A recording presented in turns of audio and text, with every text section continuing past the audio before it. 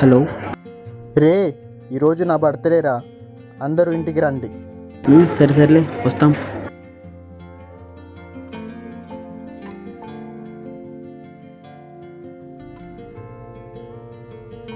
అమ్మా, ఈరోజు నా ఫ్రెండ్స్ వస్తారమ్మా కేక్ కట్ చేయడానికి.